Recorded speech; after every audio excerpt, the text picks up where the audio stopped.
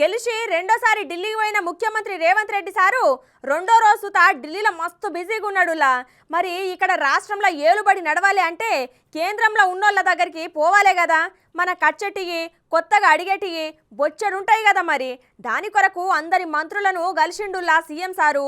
వాటిని ఒకసారి మనం తరుచుకుందాం పారి.